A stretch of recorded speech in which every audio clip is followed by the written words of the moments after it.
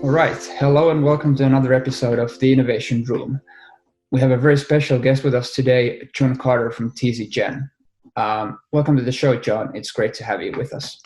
Hi, thank you. You've had a really long and very impressive career in product development and innovation. Could you perhaps share your story with our listeners? Sure, and I'm excited to be given the honor or privilege to share this with our audience here. I think it starts early in terms of my education. I really valued the education I got, both undergraduate as well as graduate studies at MIT. I had an opportunity, an early opportunity, which I think set me in motion, which is I had a passion for audio and acoustics for a very, very long time. And in college, I built a synthesizer, which was fairly advanced at the time, and did analyses of loudspeakers and other systems as side projects. They weren't even for credit. I had the opportunity when I was at MIT to become the teaching assistant for Dr. Bose. And he taught an acoustics class at MIT, and I was in it at the time. Unfortunately, his TA, teaching assistant, dropped out, and I volunteered for the class. That was one of the most rewarding things I've ever done, because I had not taken acoustics before as an undergraduate, so this is my first time. And I had to then be a teaching assistant and have some mastery and be head of the students rather. And it was a daunting task, but one that really gave me one thing, which is humility. In other words, when you are asked a question and you don't know the answer, it's best to admit it and not make something up. We're all on this journey together. I had also the opportunity then to work for Dr. Bose, who had this audio company, Bose in Framingham, a suburb of Boston. I started out in research in that organization, in acoustic research, and one of our first exercises was to do a couple projects. One was with headphones, the other was with loudspeakers. And I started making really rapid progress in the noise-canceling headphone technology that Bose is known for. And I went back to Dr. Bose and I said, we have two things we could pursue. I'm making progress in loudspeakers or faster progress in headphones. And he said, go with what you want, but let's pick one and let's do it. And another lesson for me is innovation is all about choices. In other words, you can't do everything. You have to pick something and you have to focus on it. And so that experience of both shedding one task so I could focus on another, the risk-taking of committing to a particular technology was absolutely phenomenal. Dr. Bose was a great mentor, and he would typically take students from MIT that took his class. He invited to become employees in the engineering function at Bose, and I was one of those individuals. I also learned during the time of creating the Bose noise-canceling headphones, innovation's not easy, as we all know, and there's some very common misperceptions. I learned a couple. One of the most powerful things that I learned is oftentimes, most frequently, most innovators have no idea what the benefits the consumers will actually see in their ideas.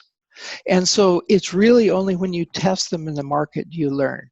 And in the case of the noise-canceling headphones, we thought that the biggest benefit, and this is true, would provide even frequency response or tonal balance over the audio spectrum. In other words, it would be better fidelity. Well, when we really started to test market and develop this for different applications, we found that wasn't important at all to consumers. It was the noise cancellation. The headphones didn't start out as noise canceling headphones. They started out as the best headphones you could possibly make. And only did we come in contact with the customer that we learned what they value. And what they value is what is valued. Doesn't matter what you think. So I learned a little bit about innovation there and the importance of testing it with the market. Then I had some opportunities to grow within Bose and also grow outside of Bose. I decided to take my hand and become an entrepreneur. and started my own business in the area of helping other companies deliver products to market more quickly. And there I also learned something that is invaluable that most consultants and many innovators don't understand, and that is the difference between marketing and sales. In order to be successful in my business, in any business, you have to be able to do both. And it's like they fill up a pie diagram. So you've got marketing plus sales equals the whole revenue generation system. And you can either do a lot of marketing and a little sales, or a lot of sales and a little marketing, but you can't get by with only sales or only marketing. And so I really learned that in starting my own business, the importance of marketing and consulting. And often in consulting, sales has such a bad name, people call it marketing, but it does no one any service to do that. Sales is sales. Sales is one on many. Marketing is one on many, sales is one-to-one. Sales is tomorrow, marketing is the future. There are fundamental differences between the two, and to master both was a great learning for me. I had some great clients too. At Apple, we created the Apple New Product Process, and at Amazon, worked on the innovation process for their device category. In both cases, not only did I teach them, but I also learned a lot about leadership and management. And then finally, I'm continuing this work in consulting and helping companies innovate more quickly. And I'm also on the board of Cirrus Logic, a public semiconductor company. And a lesson that I've learned there that I think is very important, Jesse, and that is that fundamentally, that when you're on the board, you don't have that much interaction with management, nor should you. And so there's an expression that I learned, which is noses in, fingers out. In other words, it's really important for board members to know what's happening, but not to meddle with management. And finding that right balance is really a tricky idea, a tricky concept. So that's a little bit about my background. Those are some really great lessons that you've had the opportunity to learn from, and like go from all the way from engineering to like through all the different facets of business. So I think that's something that I'm sure a lot of innovators will benefit from. Yes. One other thing I'd like to add, and that is to emphasize the risk taking. So yeah. If you look at my career, I took risks many, many times. I skipped over the time that I was an investment banker or a CEO of a technology company. But in just about every case, I was willing to lose everything in order to gain new experiences and new opportunities. And so fortunately, I was pretty successful, but I was also willing to lose it all. And I think that's another thing that's very important in entrepreneurs. They aren't driven by the money. They're driven by really delivering something that's exciting and new. Absolutely. Now, speaking of risk, I think I feel like we can't help but address the elephant in the room in the form of the coronavirus. So what are your current thoughts on its impact for the work that you do with your clients? Well, I have two, actually, in thinking about how we deal with the coronavirus, which is amongst us all here. The first is it's actually an excellent time for innovation. And I think there's a very common misconception about innovation, that it's a team sport, team activity. Well, I would say invention is not a team sport. Invention is rather often done, most frequently done, with either an individual or a couple of people. It is not with a big team. And so the times that we're in right now with the COVID virus is a real opportunity for one to explore inventions and ideas that you hadn't had time to do that before. The way I look at this is a wonderful time to work on those things that are important but not urgent. Our day-to-day activities without COVID-19 are that we always do the urgent, whether it's important or not important, we do them. The problem is it leaves some really important things there undone. And so I think the COVID virus has given us some time to really invent. So that's one thing I think is important for everybody. Second thing is really for leaders. And that is, it's really important for leaders to also recognize that this virtual work situation remote work or distributed teams, whatever you might want to call it, is different, and is different in a couple ways that are really, really important. And in order to be effective in remote work, leaders of these teams have to really talk about two things and communicate two things. The first is the product vision. In other words, what we're trying to achieve in our activities, and I'm speaking about product development activities, it's really important to make sure each and every team member understands the product vision and what is going to make this company really successful. The reason that's important is in the distributed work environment, you don't have constant cues and reminders of things that really relate to you and the culture. So you're really divorced from the culture.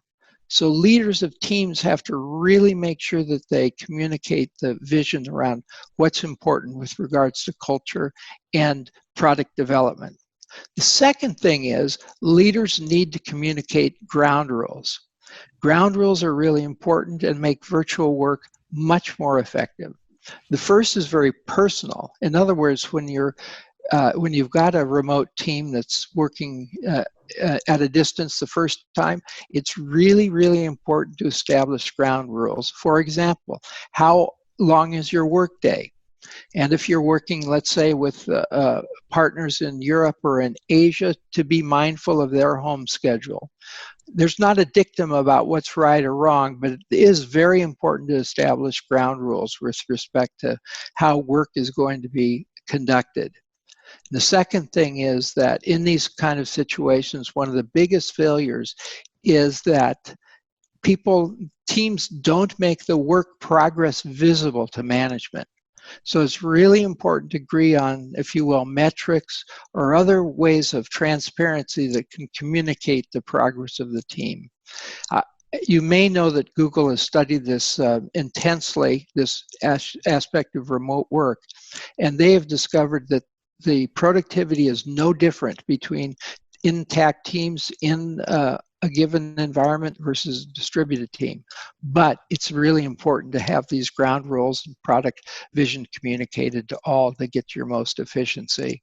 And the second is, since you maybe have a few minutes of spare time a week, take that time and really funnel that into new ideas and concepts, pet projects and ideas that have been on the shelf because you're too busy to work on them. So I think the best thing about COVID-19 is let's make lemonade out of these lemons. Great way to put it. I think I'd like to dive a little deeper on the vision aspect of that. So I think in our work, we see a lot of companies where they might have a vision of where the organization could be in the future, but then they really struggle in turning that into a concrete roadmap or an actual plan that they would implement with their new products or services or whatever it may be. Would you mind sharing some of your thoughts on how these companies could better do that? Yes. So I think one of the most common problems that we have seen fundamentally is that the managers and executives think the strategy has been out there. Everybody understands the strategy, and they're often either kind of upset or irritated when their workers come back and say, well, we don't understand the strategy. The problem is with the executives, not with the people. Most organizations that we work with, and this may be true with you, Jesse, as well, is that you don't see strategies that are communicated frequently and reinforced constantly. In fact, many companies, their strategy is, quote, so secret that they can't let just everybody see it, so it's locked in a drawer. Well, you can't act on a strategy you don't know about. It makes no sense to do this. Yes, you don't want to get this into competitors' hands, but if you don't have a strategy that is written, communicated, and reinforced, you're not going to have a pervasive alignment of the various activities that really companies can have. So if you look at what's really beneficial about a strategy, I would sum it up into its communication. There's a real failure on most management to really communicate what the strategy is. And also, there's a difference between strategy and product vision.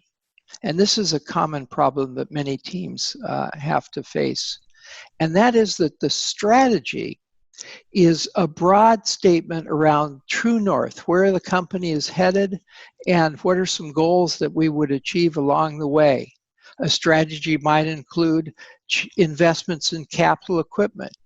It might include new spends in advertising and promotion. It might include mergers and acquisitions, M&A to buy a company. And then obviously it will include element of new products, because that's the way we grow revenue. But don't confuse a strategy for a product vision. A product vision is something that could be applied to any innovation team to make sure that they're eventually going to be aligned with the overall objectives of the organization. And I'll give you some examples of product vision. There are many out there. They're, I think, best used in terms of what fits your company best. You know, some strategy product visions is like, it's like this, only better. Or it might be a statement of who the customer is, the benefits, and how you're going to reach market with this new product. But the important thing here is to communicate a product vision. And I'll give you an example at Bose where I learned a great deal about this. Dr. Bose was really good about product visions. One of the things that every engineer and every product developer knew is that we would do great sound out of small sizes. So if you weren't able to get behind that and produce some terrific sound quality out of a terrifically small sized box or unit or whatever, you weren't really aligned with the company's vision. It's great sound in small packages. Now that may sound really constraining, but on the other hand, good product visions are constraining.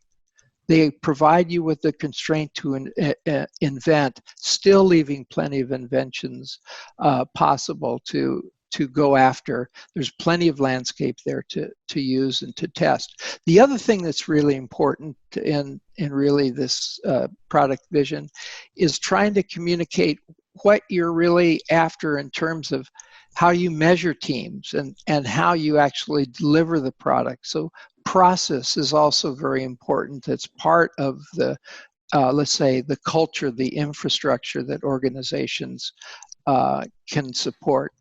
And then finally, I would say one of the impediments that I see to getting innovation happen is better is confused with different.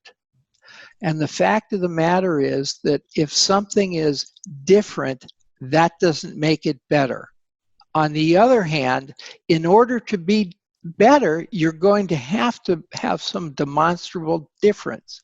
So innovation just isn't taking an idea and slapping a logo on it, but in fact, really understanding what's differentiable about your new idea, why it's compelling to customers, what the unique selling proposition is. All these things need to line up.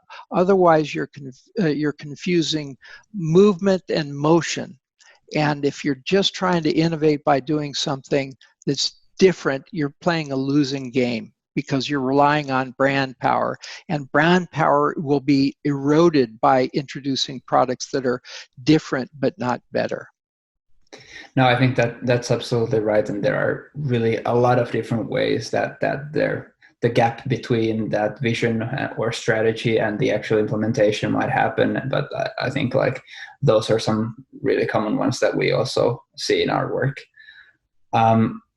If we touch back and go look at your work at TZ Gen, I think one of the core premises of your work is that you help your clients innovate products faster.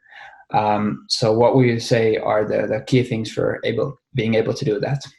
Yeah, that's a terrific question, and it's difficult to answer because every situation is different. But Jesse, I can really talk about a couple things that we see that are barriers that prevent companies from innovating better and faster. One has to do with clarity around product vision. It's really important to communicate what the target is to your teams and allow them to innovate. Second thing that's really important here is to not overload teams. We find this is a very, very common situation because who doesn't want to have it all? Even though the product development organization is of a finite size, you can only work on so many things. And there's some really great rules of thumb that I'll come back to that can help you right size the priority list with the number of projects.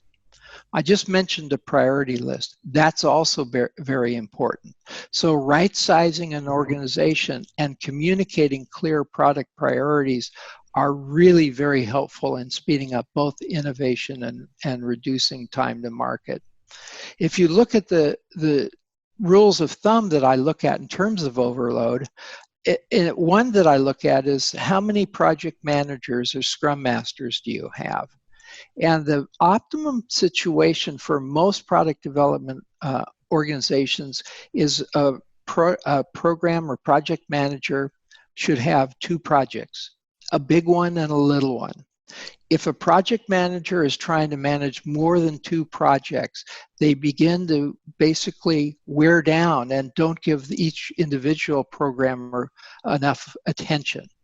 So one of the things you might look at is just look at the ratio between the number of project managers and the number of projects you're working on. And if that's ratio is a lot higher than 2, you know you've got an overloaded situation.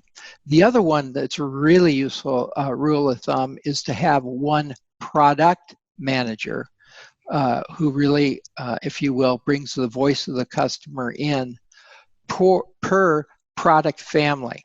So a product manager might deal with, let's say, if you're talking about a particular solution, might deal with a handful of products that are all related.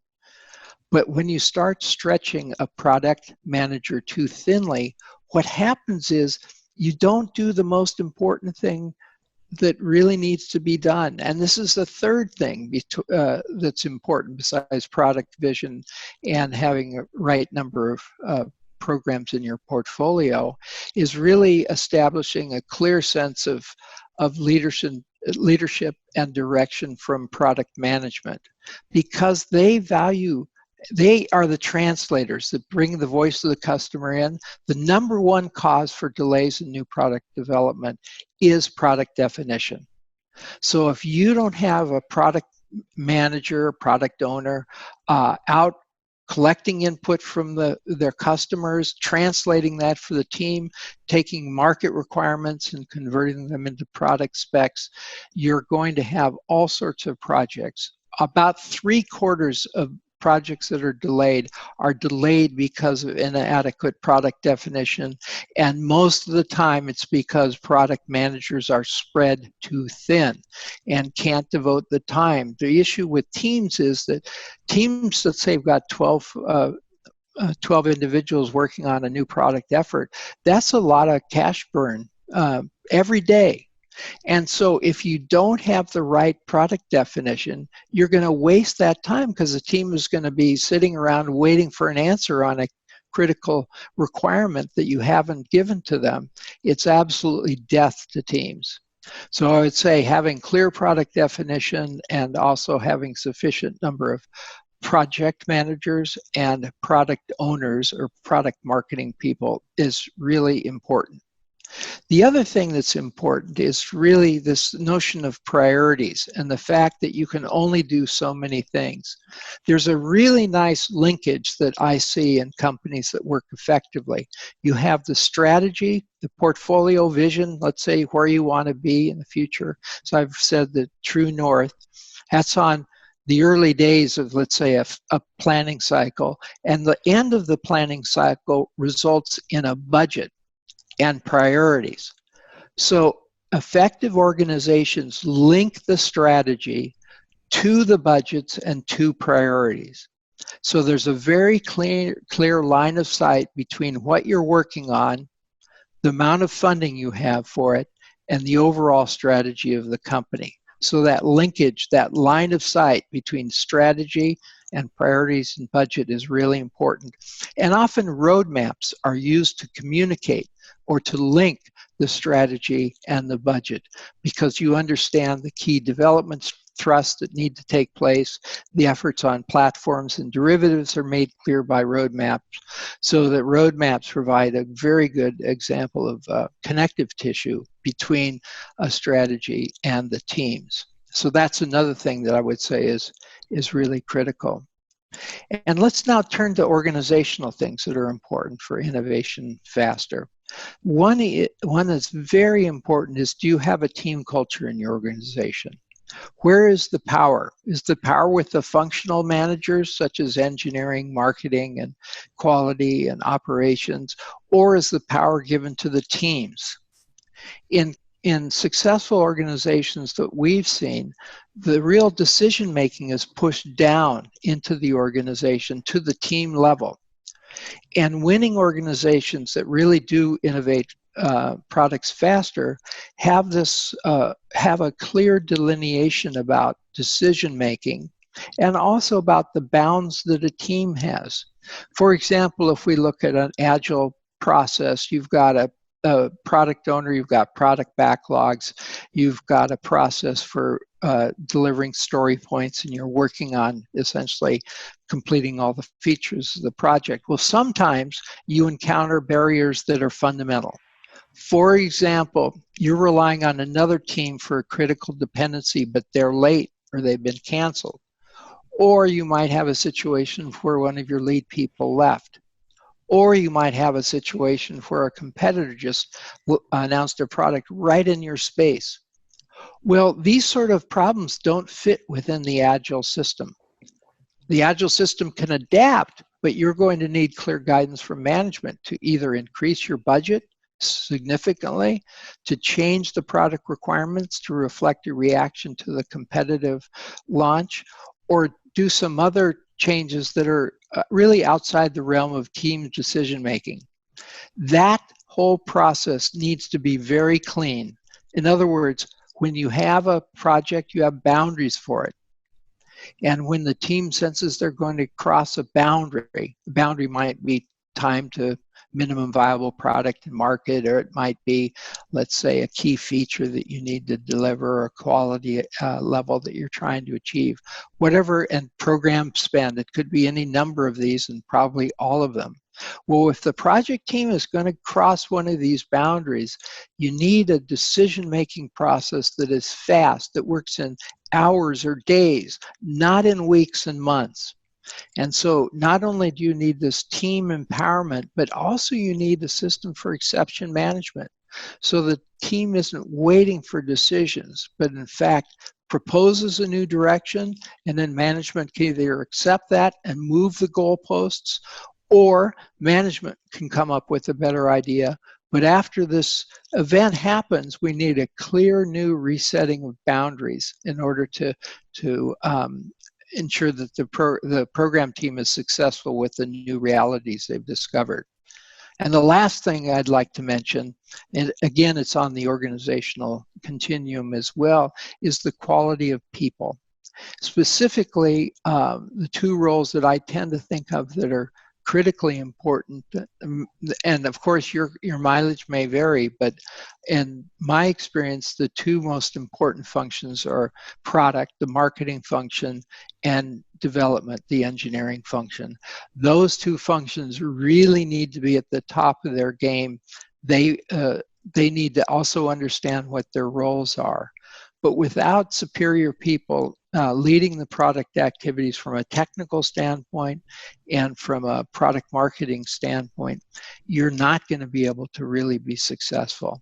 And by the way, management is not going to empower and trust teams unless the people are trustworthy themselves.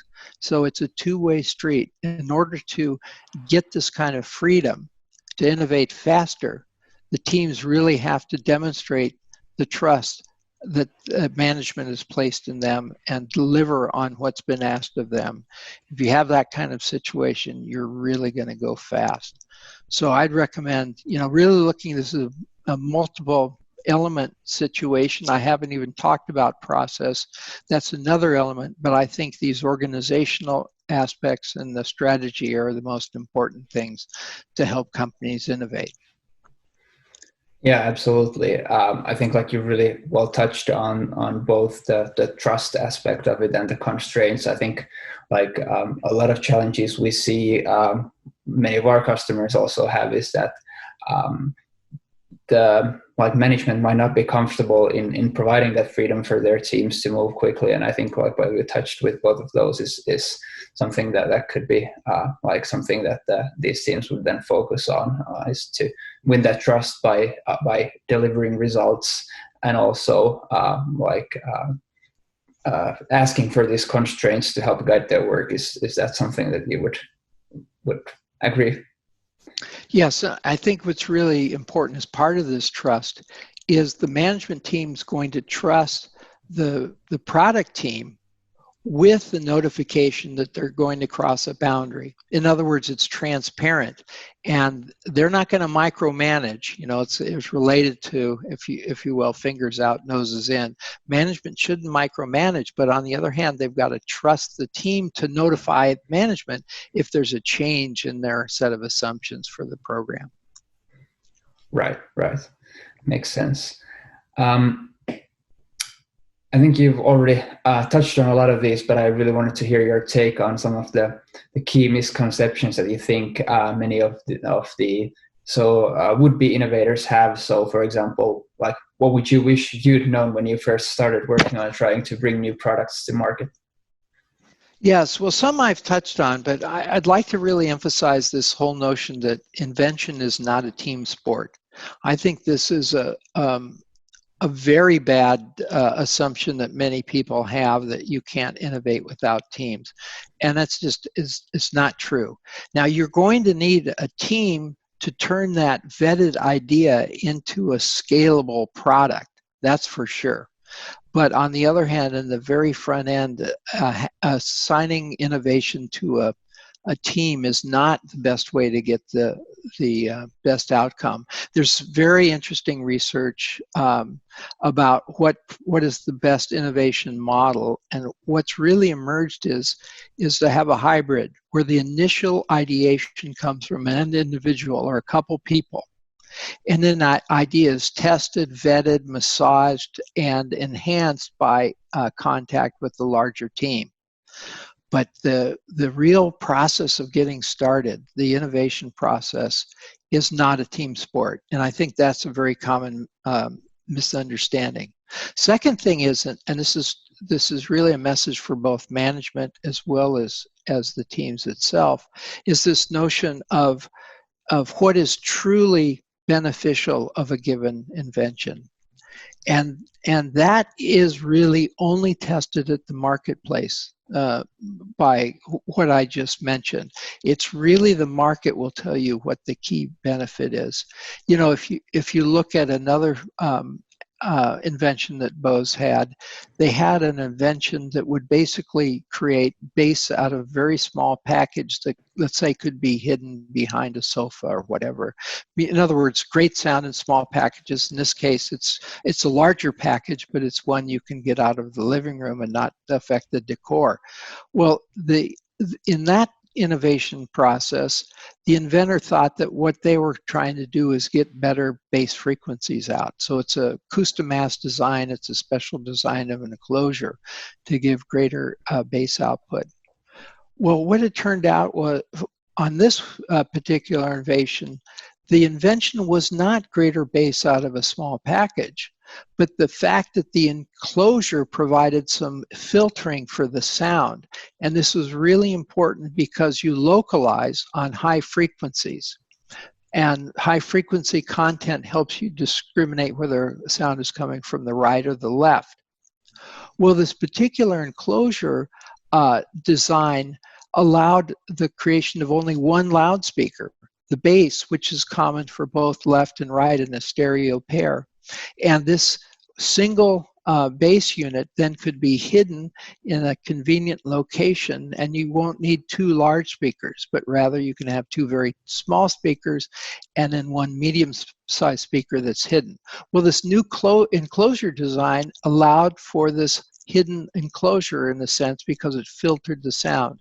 The inventor had no idea that this was going to be the value of the invention, which was to filter the sound so you could hear stereo and not just a mono source. He thought it was for more bass, but the fact of the matter is it was for placement, so you could put the speaker in a given location. So inventors don't understand really what's truly of merit until contact with the customer. I think another really important thing or misconception is that managers will support innovations. That's not true. And really, this is a test and one of the most difficult things. You would think as an inventor, management would instantly see the merits of your idea. Well, the fact is that most organizations, even if well-run, are political. And so here you've got this new item that probably has not been budgeted. And so you're trying to pitch it to management, which would result in taking resources away from one project and giving it to your new innovative project. That's not going to be easy. There are winners and there are losers.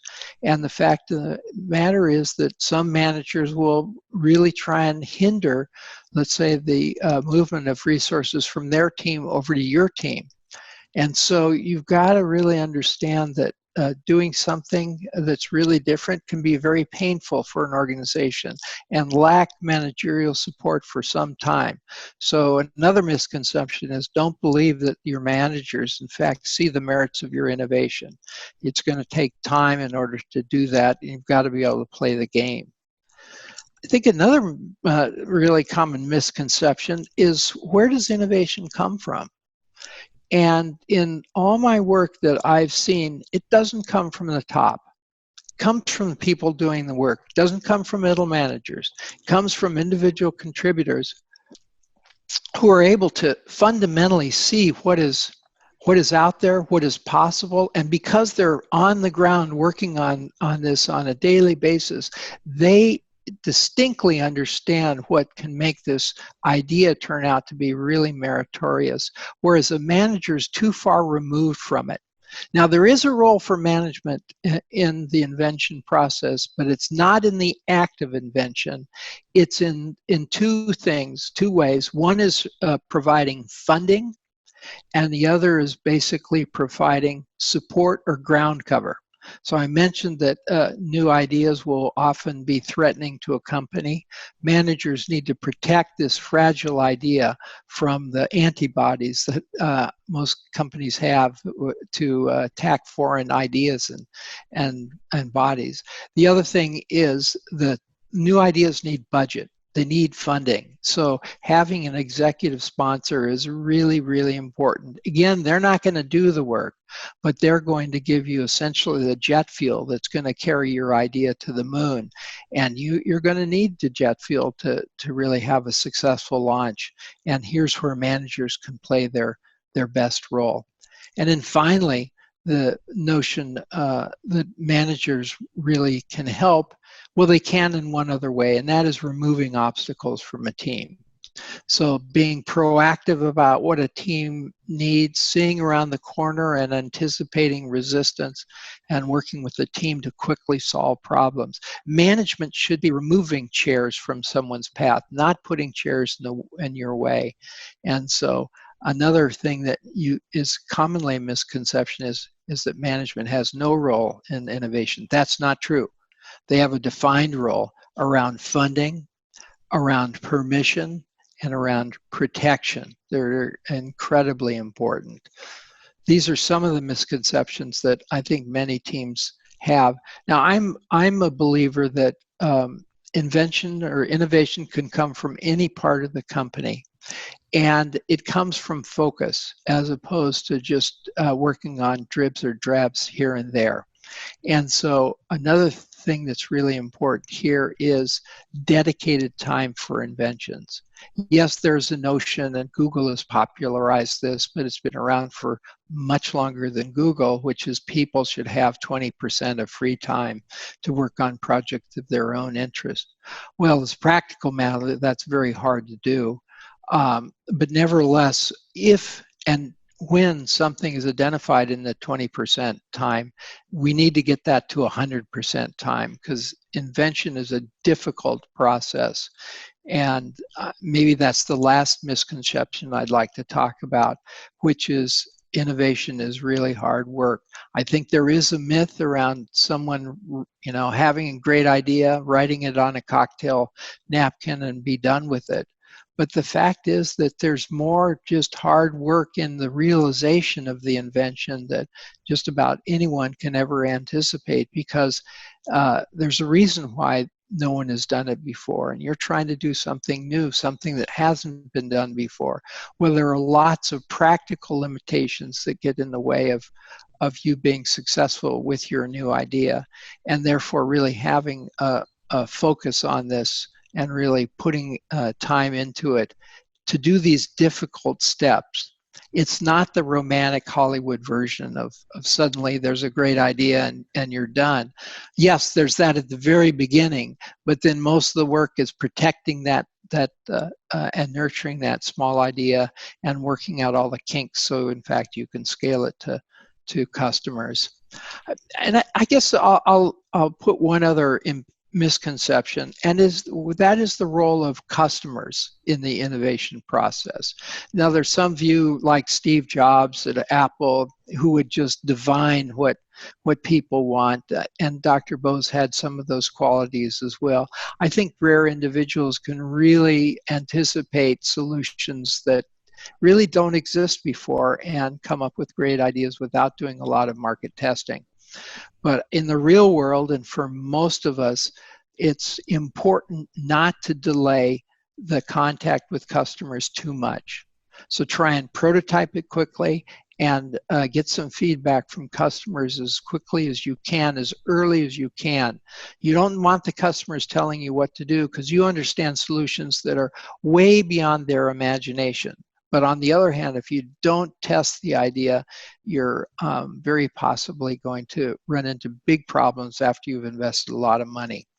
And I guess there's one last thing I'd like to mention. It's a misconception. It's usually management's problem, but sometimes it's the team, and that is scaling too quickly. So in other words, you have an idea. Well, I believe in a portfolio approach where an organization is working on a dozen different product ideas, let's say, for a team of a couple hundred. Well, you've got some big projects and some small projects. You've got some that are really risky, and you've got some that are just incremental improvements. So you've got this portfolio approach. Then depending on your risk tolerance at your organization, you may have a lot of risky programs in your portfolio, or you may just have a very few. Well, the challenge is scaling and not scaling too early. So let's say you've got some initial progress and idea that you think shows promise. You've shown it to some customers and they've given you feedback and you know you're on the right path. But to get there, you're going to need X, Y, Z in terms of resources. And typically a team leader will go and ask for these resources, especially after getting positive feedback from customers. The challenge is that I view product development as the reduction of risk over time of a product idea. In other words, at the beginning, there's lots of unknowns, lots of uncertainty, lots of risk. And then by hard work, the team basically pushes that concept forward and reduces risk as they come upon each problem, kind of knocking things down one after the other. Well, there's a tendency to scale the team before you've actually done all the homework and knocked all of the things out. So I've seen some organizations, they might scale, believe it or not, a team to 100, and they still have fundamental questions about the market or the viability. And so when you think about ramping a team and supporting innovation, one of the mistakes that managers do is often they bulk up the teams too early. And then it becomes very expensive and the clock is ticking. A smarter approach is to add just resources gradually to solve the next problem. And then as you solve that problem, you may need some more resources to attack the next problem. But it's not a good strategy to really load the team up and scale too early. And the reason for that is twofold. One is with inventions, there's risk. So you want to manage the capital invested in the risky idea. The more important limitation is that because you funded some projects so heavily, you don't have room to fund other projects. And so it crowds out the portfolio with just a few swing for the fences type programs, and will definitely impede your ability to take lots of small bets. Absolutely, there's so many things to touch on that I think like our listeners can surely learn from. Those are like all of them are basically something that we really run into a lot of the times, and there's a lot of lessons to be learned from there. Right.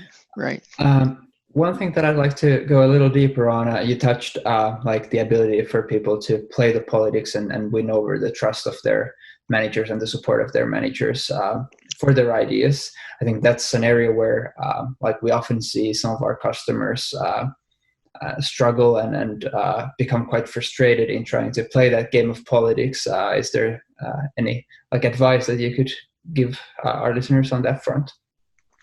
Sure. And this obviously politics ranges in terms of its intensity over the spectrum of firms that are out there. It's huge. One of the things that I think is really important in politics, and this is why we touched on the whole notion of a strategy and a product vision and having roadmaps. Well, strategy is, or rather, politics is often a set of unwritten rules that you need to understand. So I think that the teams that are very, very effective understand what the true north of the organization is so that they can defensively say that they're working on something that's aligned with strategy, and to be informed by the political factors in the organization. So the leaders of these teams have to be aware of the unstated rules that are part of the myths that make a company's culture the way it is. And you're not going to break the culture. So trying to fight it is a losing game. But rather, what you need to do is use the highest level person that is your sponsor to help you fight the political battles. One little technique that I think is very important for neutralizing politics, and you should do this at the beginning of any invention project or innovative idea where you're forming a team, is to do something that I call an attitude influence diagram or attitude influence map. And what this is you basically, and it's probably done in, let's say with the product owner and possibly a lead technical person, but no more than two, you would sit down and you would make a list of all the people that are important to the success of your project in upper management. And then what you do is you take each individual and you put them on this grid where they have either a low attitude or a positive attitude, and you also plot on how important they are in terms of power. And power is organizational power, it's knowledge power, it's experience power, it's all of the above. And what you do is you create this little chart. You might have 8 managers that are important for this project, and you plot them on this chart. Of course, it's kind of a relative thing, and it's very easy to do pairwise comparisons. So you look at manager A versus manager B. Well, which one has more power? Which one is more favorable to the project? And you put this on a kind of a, if you will, a 2x2 matrix from high power to average power to low power, and then if you will, attitude, very negative, neutral, and very positive. And what you do is you then look at the quadrant of important people that are negative, and you list them by name. And then you figure out a plan to neutralize each one. And, you know, there are many ways to neutralize it. One is you could have a one-on-one with this person and describe, remember, this goes back to strategy, describe why your new idea fits the strategy and you need their support to be successful. So you can try that argument. You also, if you know the culture, you know who this individual's relationships are and who this blocking individual trusts. Another thing that you can do is you can have a high power person who has a good relationship with the blocker to walk them through how they see your project and to try and convince them that they should provide a more favorable outcome for this team. The last thing that you might do is talk to their boss. But that's something I would really resist till the very last moment. So I'd try and appeal to them one-on-one. I'd try and have one of the people that they respect try and convince them to support your program. And if neither of those work, you can essentially go over their head, talk to their manager and see if their manager is sympathetic to what you're trying to do. And you do that for each person that is high influence and negative. So this whole idea of either fighting the culture, that's not going to work. Ignoring the culture, that's not going to work. Culture eats strategy for breakfast. So the fact of the matter is, culture really is the thing that you need to basically follow. And so you use the attitude influence map as a way of acknowledging what the culture is, acknowledging who's in power, and figuring out rationally how to go after each person to satisfy their issues. It could be they have misperceptions. It could be that they don't understand what your invention's about. It could be they don't understand the resource requirements, whatever. But the fact of the matter is that when you have politics, you can't ignore it. You can't go against it. That means you have to work within it. And one of the best methods for working in it is finding out who's potentially blocking your project and turn them around.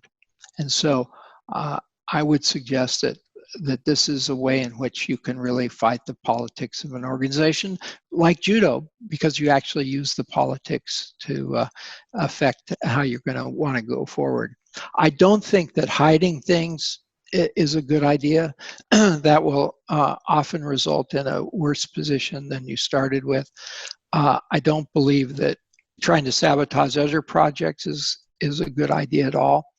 But you do need to know kind of who has the power and how you can lean into it. It's very practical and sound advice. I think that's really going to be helpful to many of our listeners. I think we're unfortunately starting to run a little short on time. So would you happen to have any closing thoughts or any topics that you would still like to touch on before we wrap up? Sure, I'd like to convince each and every person that they've got a great idea inside them. But bringing a great idea to market is really the hard part of innovation.